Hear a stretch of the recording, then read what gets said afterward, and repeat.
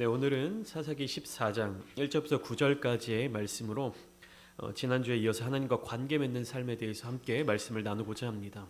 지난주에 하나님과 관계 맺는 삶에 있어서의 중점은 무엇이었습니까? 우리가 하나님께 부르짖는 것, 우리가 하나님을 향한 마음, 방향성이 하나님을 향하여서 집중할 수 있는 부분에 대해서 함께 나누었고요. 오늘은 하나님과 관계 맺는 삶인데 어디에서부터냐? 여호와께로부터, 하나님께로부터 시작되는, 하나님께로부터 우리에게로 도달하는 바로 그 관계에 집중하면서 말씀을 나누고자 합니다. 2023년을 마무리하면서 송구영신 예배를 드렸던 시간이 엊그제 같은데 어느덧 2024년도 시작된 지 한 달이라는 시간이 흘렀습니다. 보통 새해가 되면 우리는 한 해를 어떻게 살아갈 것인지에 대한 계획을 세우곤 합니다. 예쁜 다이어리나 플래너 등을 일부러 구매해서 매 달마다 어떠한 일정들이 있는지를 꼼꼼하게 적어보기도 하고 또 이루고자 하는 목표들을 구체적으로 기록하기도 합니다. 많은 세상 사람들은 1월 1일이 되면 금연을 결심하고 금주를 결단합니다. 어떤 이들은 다이어트를 선언하고 영어 공부를 선포합니다. 수많은 학원들과 헬스장 그리고 실내 생활 스포츠 시설들이 이 시기에 각종 이벤트들을 벌이면서 대목을 놓치지 않으려 하고 있죠. 믿는 그리스도인들도 송구영신 예배를 드리고 난 뒤 1월 1일이 되면 많은 결단을 합니다. 교회 출석, 교회 봉사, 성경 통독, 또 성경 암송, 필사, 묵상, 전도, 새벽기도, 헌금 등 이전과는 다른 참된 그리스도인들의 모습으로 살아가리라 다짐합니다. 1월 1일이 되면 말이죠. 그러나 우리의 삶의 모습은 어떻습니까? 12월 31일이나 1월 1일이나 크게 달라진 것은 없어요. 우리의 마음가짐만 바뀌게 되는 것이고 새로운 목표를 세우게 되는 것입니다. 그리고 한 달 정도의 시간이 흘렀습니다. 매년 이맘때쯤이면 유독 많이 듣게 되는 사자성어가 있습니다. 바로 작심 3일입니다. 한자 뜻을 직역하여 풀이해 보면 지어 먹은 마음이 3일을 못 간다라는 뜻이에요. 작심. 마음을 먹었는데 3일밖에 가지 못한다. 그러니까 확고하게 마음을 먹었음에도 불구하고 그 확고하게 먹은 마음이 3일을 지나면서 점점 흐려진다라는 것이죠. 오랜 시간 유지되지 못하는 것을 의미합니다. 기존의 삶에서의 변화를 추구했으나 그 변화를 길게 유지하지 못하고 결국 이전의 삶의 모습으로 돌아오는 것입니다. 여러분들은 어떠십니까? 새 2024년을 맞이하여 결정한 일들을 잘 이루어 나가고 계신가요? 아니면 이미 결정한 마음이 다시 이전으로 돌이키게 되었나요? 저는 오늘 본문을 통하여서 그리스도인들의 마음의 결정에 대해 그리고 삶의 모습에 대해 함께 나누면서 하나님과 어떠한 관계를 맺어 나가야 하는지에 대해서 더 깊게 말씀을 나누고자 합니다. 우리에게 작심삼일의 모습이 생겨나는 이유는 무엇일까요? 그것은 우리의 삶에서 나타나는 행동들이 어떤 과정을 통해서 이루어지는지를 살펴보면 알 수 있습니다. 보통 우리의 생각이 행동으로 나타나고 그것이 삶에 정착하게 될 때에는 크게 세 가지 단계로 분류가 됩니다. 세부적으로 나누면 더 많은 요소들이 있겠지만 가장 근본이 되는 과정은 계획, 결정, 실행의 단계입니다. 계획, 결정, 실행. 이 세 가지 단계가 이상 없이 잘 진행되면 변화와 정착으로 자리를 잡게 됩니다. 우리의 삶 속에서 작심삼일의 모습이 자주 나타나는 가장 큰 이유는 계획과 결정이 실행과 너무 동떨어져 있기 때문입니다. 계획을 세웠고 했는데 결정도 했는데 그것이 실행과는 너무나도 거리가 먼 것이기 때문에 우리 삶 속에서 작심삼일의 모습이 나타나게 되는 것이죠. 보통 연말 연시가 되면 내가 실천할 수 없는 일들에 대해서 어떤 좋은 결과물, 이루고자 하는 목표를 바라보며 그 목표에 맞는 계획을 세우고 그렇게 하기로 결정을 합니다. 그런데 문제는 무엇입니까? 정작 그것이 실행으로 이어지지 못한다는 것입니다. 금방 지쳐버리는 것이죠. 그러면 사람들은 생각합니다. 내가 계획은 정말 잘 세워놨는데 그 계획대로 따라가지를 못했구나, 실천을 하지 못했구나 라고 생각을 합니다. 그런데 실상은 어떻습니까? 실상은 그렇지 않아요. 작심삼일의 현상이 나타나는 이유는 실행을 제대로 하지 못했기 때문이 아니라 제대로 된 계획과 결정을 하지 못했기 때문입니다. 저같이 이 평범한 몸을 가진 사람이 영화배우 차인표 씨와 같은 근육질의 몸매를 갖기 위해서는 얼마나 운동을 해야 할까요? 다 그런 건 아니겠지만 하루에 1시간씩 운동을 한다고 하면 한 10년 정도의 시간이 걸릴 겁니다. 5시간씩 운동을 하면 한 3년 정도 걸린다고 합니다. 하루에 10시간씩 운동에 투자하면 6개월이면 그 몸매를 만들 수 있다고 해요. 그러면 제가 영화배우와 같은 몸매를 갖는 것을 목표로 한다고 할 때 어떻게 계획을 세우는 것이 맞을까요? 올해 안에 내가 저 몸매를 갖추겠다. 내가 이번 여름까지는 저런 몸매를 갖추어서 바다에 놀러가서 좋은 몸매를 뽐내야지 라는 계획을 세운다면 이것이 제대로 된 계획일까요? 만약에 제가 이번 여름에 바닷가에 간 것을 목표로 하고 몸매를 만들겠다라고 하면 하루에 몇 시간씩 운동을 해야 되는 겁니까? 10시간씩 운동을 해야 한다는 것입니다. 근데 그렇게 할 수 있는 사람은 거의 없죠. 그렇다면 계획을 어떻게 세워야 되는 것입니까? 나의 삶의 모습에 맞추어서, 내가 할 수 있는 역량에 맞추어서. 근데 많은 사람들은 내가 이루고자 하는 그 목표를 바라보고 그것을 계획합니다.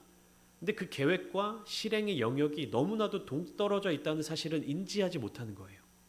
이룰 수 없는 혹은 이루기 어려운 계획을 세워놓고 그것을 짧은 시간 내에 목표하고 이루려고 하니까 어떻게 되는 겁니까? 금방 포기하게 되는 것입니다.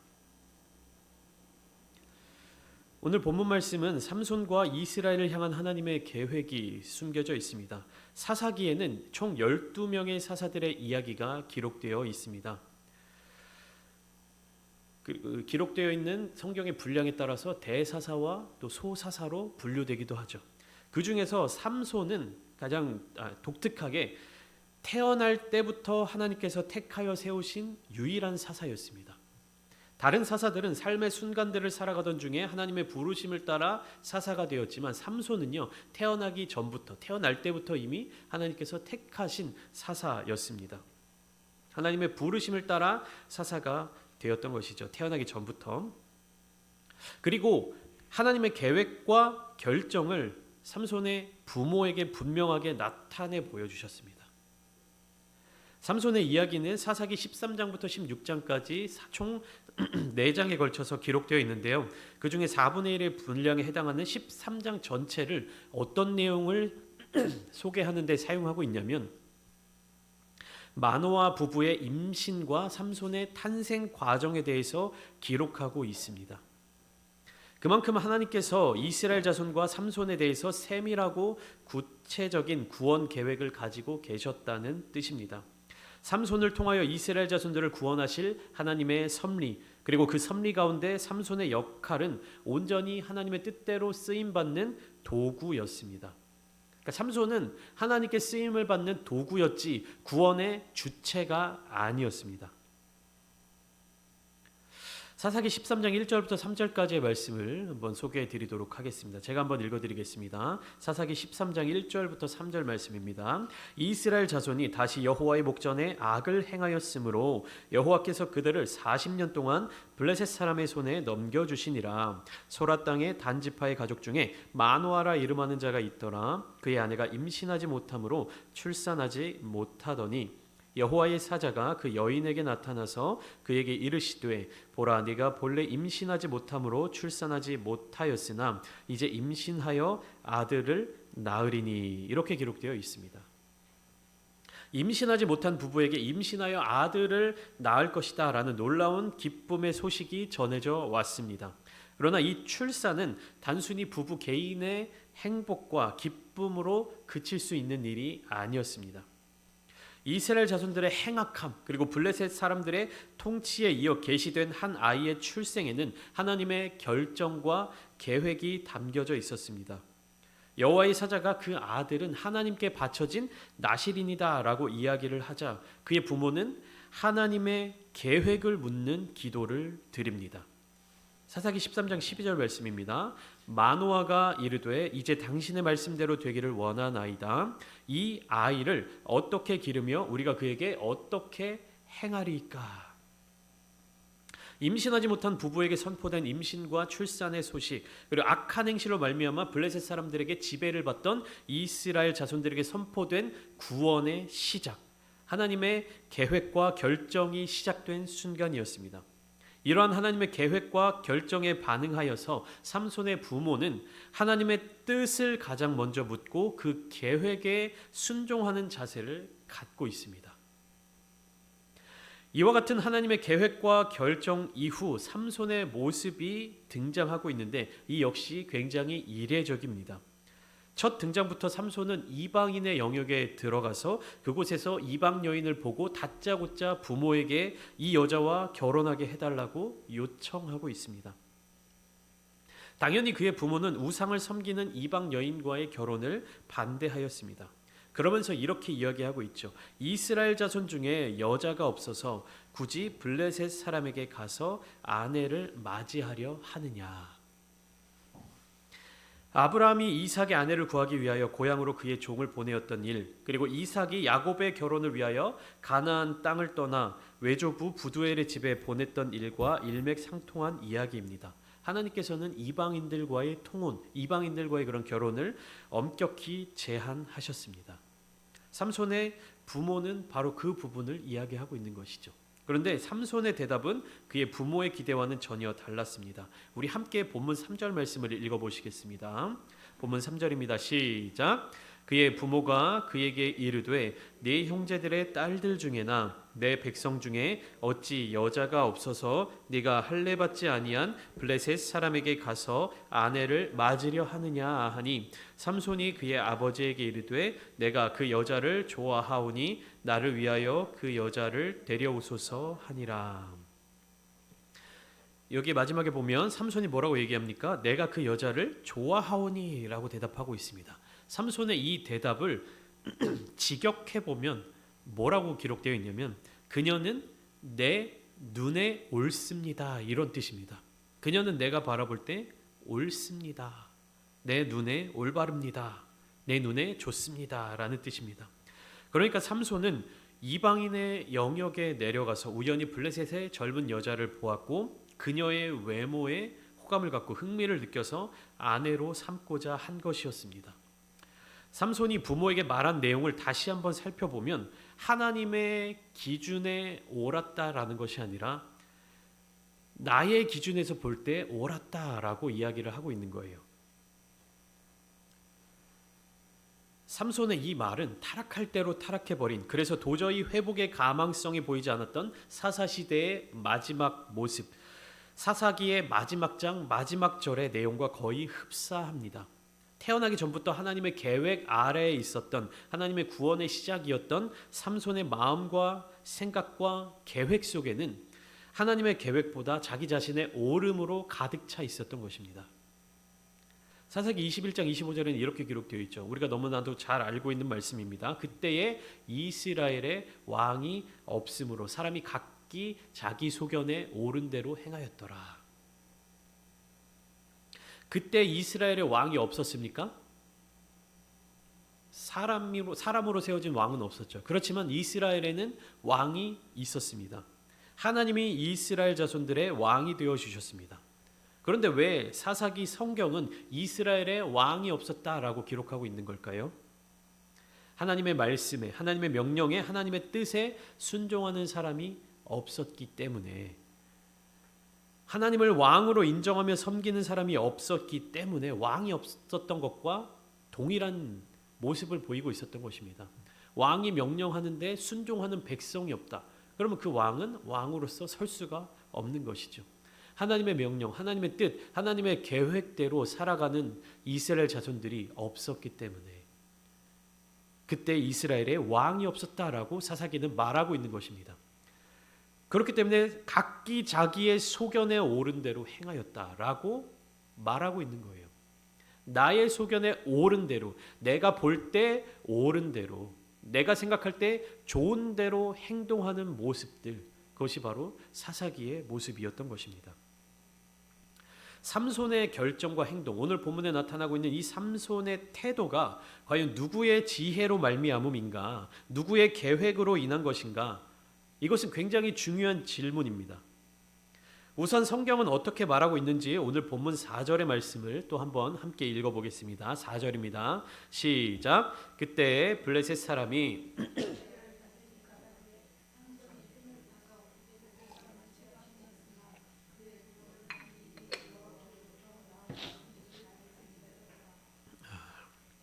그때 블레셋 사람이 이스라엘을 다스린 까닭에 삼손이 틈을 타서 블레셋 사람을 치려 함이었으나 그의 부모는 이 일이 여호와께로부터 나온 것인 줄은 알지 못하였더라라고 기록되어 있습니다. 그의 부모는 이 일이 여호와께로부터 나온 것인 줄은 알지 못하였더라. 이 말씀을 보면 언뜻 보면 삼손의 이 결혼 요청이 하나님의 뜻과 하나님의 계획인 것처럼 보입니다.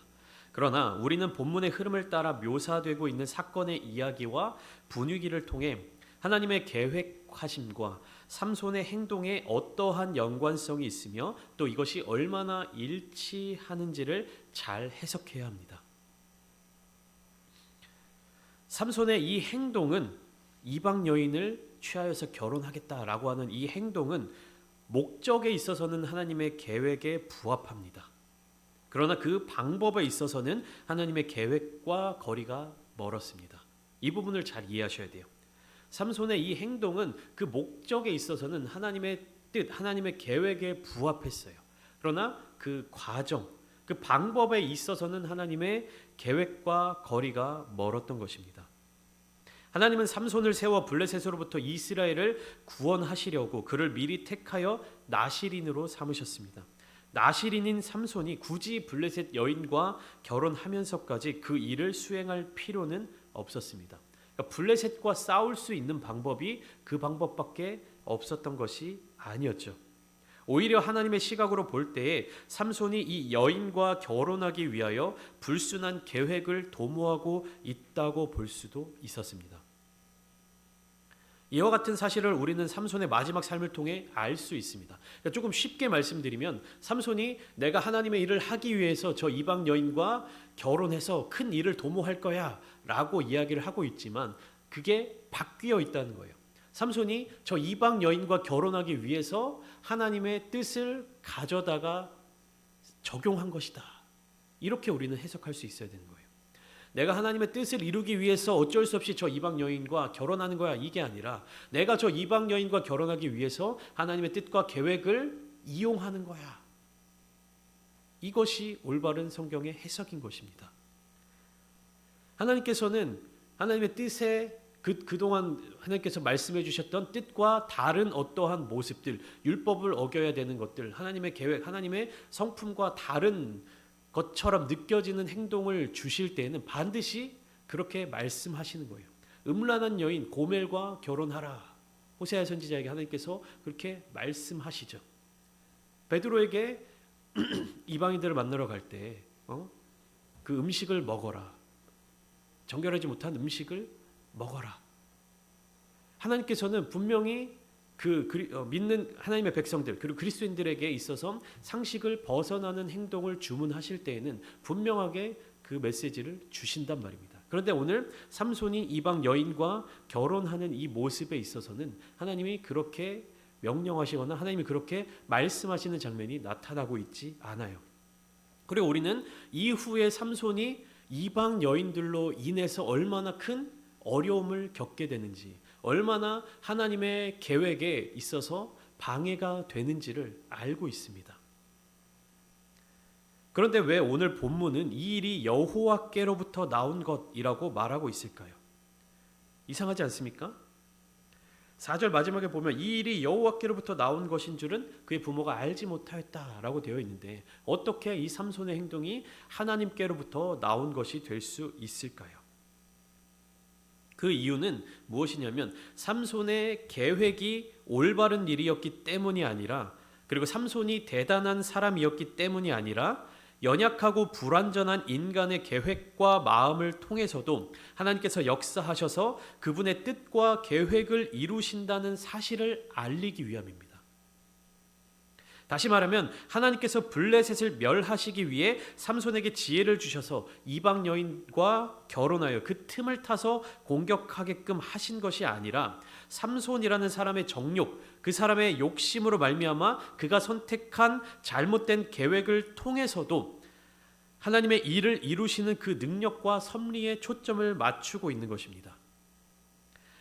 삼손의 생각과 마음이 하나님의 일에 있지 않고 저 여인에게 있다 할지라도 하나님께서는 그러한 삼손을 도구로 사용하셔서 하나님의 계획을 이루어 가시는 것입니다. 하나님의 계획은 무엇입니까? 이스라엘 백성들을 블레셋 자손들의 그 압제에서 구원하시는 것입니다.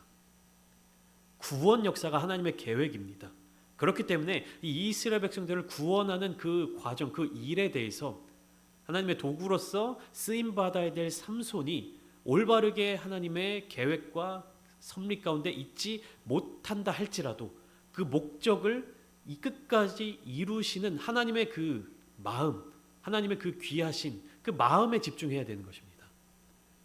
내가 삼손을 이렇게 써서 이스라엘 백성들을 구원해야지라고 하나님이 계획을 세워놓으셨는데 삼손이 그대로 행하지 않는다고 해서 이스라엘 백성들을 구원하지 않으시는 게 아니라는 뜻이죠. 하나님의 계획과 뜻은 무엇입니까? 이스라엘 자손들을 구원하는 데 있습니다. 그리고 그 구원하는 데 도구로서 삼손을 세우셨는데 삼손이 그 도구로서의 역할을 잘 감당하지 못하는 것 때문에 이스라엘 자손들을 포기하지 않으신다는 말씀입니다.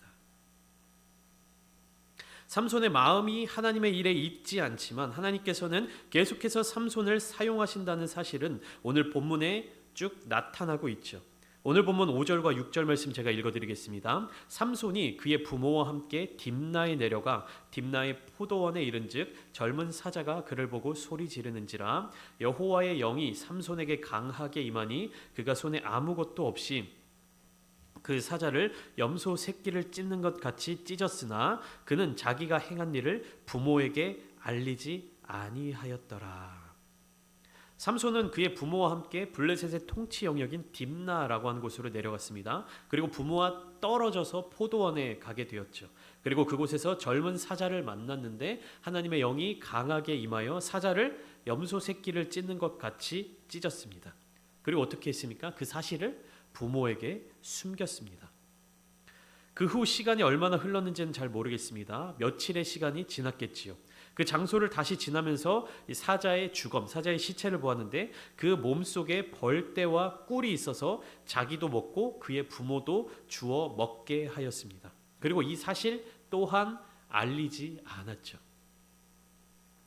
사자를 만났는데 하나님의 영이 강하게 임하여서 사자를 찢었다는 이 사실로 말미암아 삼손이 위대한 사사, 위대한 하나님의 사람으로 느껴질 수도 있습니다. 하지만 오늘 본문 내용들을 자세히 들여다보면 삼손은 하나님의 계획과 섭리에 대해서 전혀 마음을 쏟고 있지 않다는 사실을 알 수가 있습니다. 첫째로 그는 이유는 알 수 없으나 딥나로 내려가 홀로 포도원으로 향하여 갔습니다.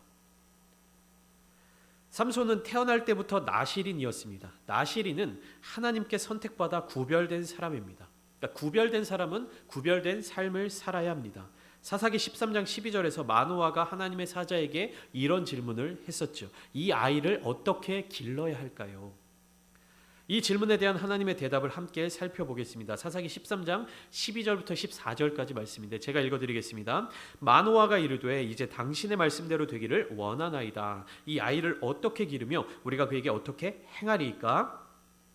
여호와의 사자가 마노아에게 이르되 내가 여인에게 말한 것들을 그가 다 삼가서 포도나무의 소산을 먹지 말며 포도주와 독주를 마시지 말며 어떤 부정한 것도 먹지 말고 내가 그에게 명령한 것은 다 지킬 것이니라 하니라.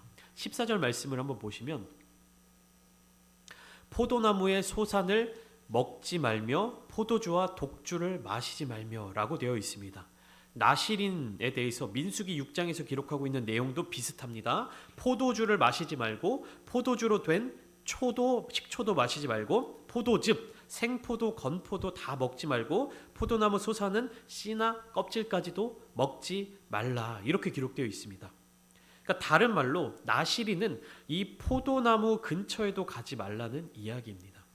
그런데 삼손은 부모와 떨어져서 자기 의지를 가지고 포도원으로 갔습니다. 왜 포도원으로 갔을까요? 거기에서 무슨 할 일이 있었을까요? 부모와 함께 그곳에서 삼손이 해야 할 일들이 있었던 것입니까? 아니죠. 성경은 다른 것들을 설명하고 있지 않습니다. 다만 나실인인 삼손이 포도원으로 갔다라고 하는 것만 기록하고 있는 것이죠. 두 번째로 삼손이 하나님의 계획과 섭리에 대해서 전혀 마음을 쏟고 있지 않다는 사실은 오늘 본문 8절과 9절에 기록되어 있습니다. 우리 성경 말씀을 통해서 함께 8절 9절 함께 읽겠습니다. 시작. 얼마 후에 삼손이 그 여자를 맞이하려고 다시 가다가 돌이켜 그 사자의 주검을 본즉 사자의 몸에 벌떼와 꿀이 있는지라 손으로 그 꿀을 떠서 걸어가며 먹고 그의 부모에게 이르러 그들에게 그것을 들여서 먹게 하였으나 그 꿀을 사자의 몸에서 떠왔다고는 알리지 아니하였더라. 이렇게 기록되어 있습니다. 시체를 가까이 하지 않고 부정한 것을 먹지 말아야 하는 나실인이 스스로 어떻게 하는 겁니까? 사자의 시체에 가까이 다가가서 그 시체에서 생겨난 꿀, 부정한 음식을 거리낌 없이 먹고 그의 부모에게까지 주었습니다. 그리고 자기가 행한 일들에 대해서 어떻게 합니까? 부모에게 알리지 않고 있어요. 숨기고 있는 거예요. 감추고 있는 겁니다. 삼손은 왜 이러한 태도를 가지고 있고 여호와께서 하나님께서 어떻게 삼손을 사용하고 계시는지 무엇을 위해서 삼손을 부르셨는지에 대한 고민을 전혀 하고 있지 않는 모습을 계속해서 발견할 수가 있는 것입니다.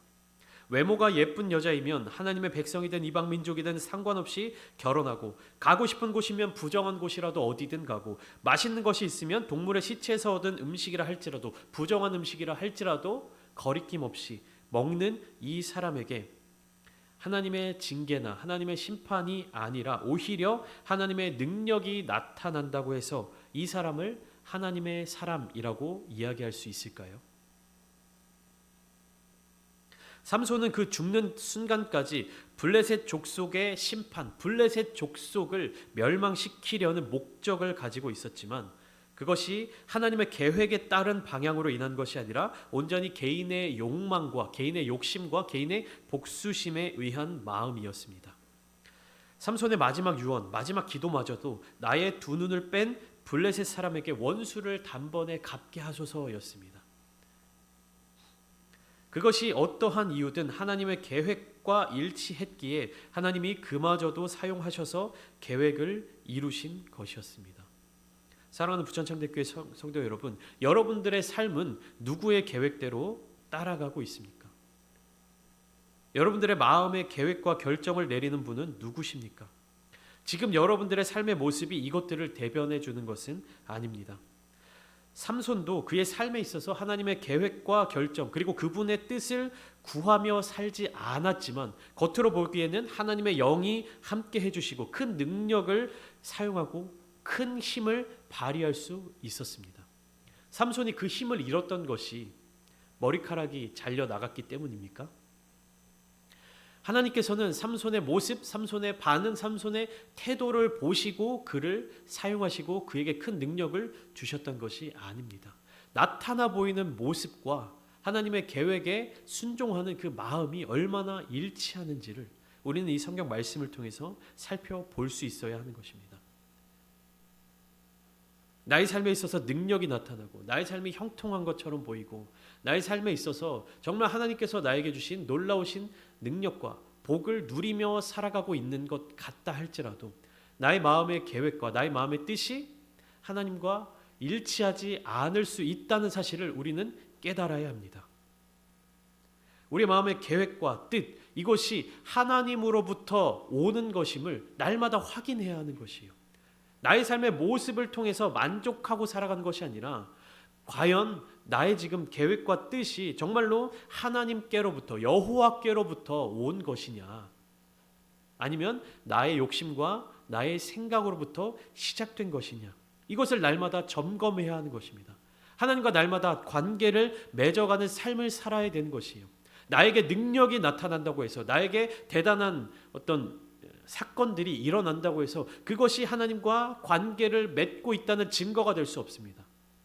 삼손이 블레셋 사람들을 계속해서 쳐 죽이고 놀라운 힘을 발휘하게 되고 그가 목마를 때 우물이 터져 나오는 그러한 기적과 이적들이 나타난다고 해서 하나님과 관계를 맺고 있는 삶이라 할 수 없다는 것이죠. 나의 삶의 모든 행동, 나의 삶의 계획, 나의 삶의 뜻이 정말로 하나님께로부터 와서 하나님의 뜻대로 나아가고 있는지 이것을 여러분들은 점검하셔야 하는 것입니다. 나의 삶의 모습이 하나님의 뜻과 계획, 그 목적이 하나님과 일치한다고 해서 하나님이 그 부분에 대해서 나를 사용하시고 나를 인도해 주신다고 해서 나의 다른 모든 부분들, 나의 욕심대로 살아가는 부분들이 다 허용되는 것이 아닙니다. 하나님의 계획을 간구하십시오. 하나님의 뜻을 여쭤보십시오. 여러분들 기도하실 때 반드시 하나님의 뜻이 무엇인지를 묻고 듣는 훈련을 하셔야 합니다. 겉으로는 교회를 위한 것처럼 보여지는 일, 하나님을 위한 것처럼 보여지는 일일지라도 하나님의 계획이 아닌 봉사, 하나님의 뜻이 아닌 사역, 하나님의 방법이 아닌 헌신은 그 자신과 교회를 무너뜨리는 걸림돌이 될 수 있습니다. 지금은 승승장구하는 것처럼 보이고 지금은 내가 기도하고 응답받고 대단한 하나님의 사람인 것처럼 보인다 할지라도 하나님이 그 사람을 통해서 계획하신 그 목적을 다 이루시고 나면 그 사람은 어떻게 되는 겁니까? 삼손의 마지막을 기억하셔야 합니다. 내가 가고 있는 이 길이 지금 하나님의 목적과 부합한다고 해서 만족하고 그것이 내가 올바른 신앙생활을 하고 있다. 내가 하나님께 쓰임받고 있는 사람이다라고 자만해서는 안 됩니다. 목적뿐만 아니라 그 계획과 그 모든 실행하는 과정 가운데 내가 정말 한 걸음 한 걸음을 하나님의 뜻대로 가고 있습니까? 내가 정말 하나님의 손을 붙잡고 걸어가고 있습니까? 내가 하나님과 늘 가까이 살아가고 있습니까? 묻고 듣고 순종하시는 여러분들이 되시기를 소망합니다. 그리함을 통하여 이 혼탁한 세상 속에서도 하나님의 계획과 결정을 따라 온전히 순종하시며 하나님께서 부어주신 놀라운 복과 은혜를 충만하게 누리시는 부천창대교회 모든 성도님들 되시기를 주님의 이름으로 축원합니다.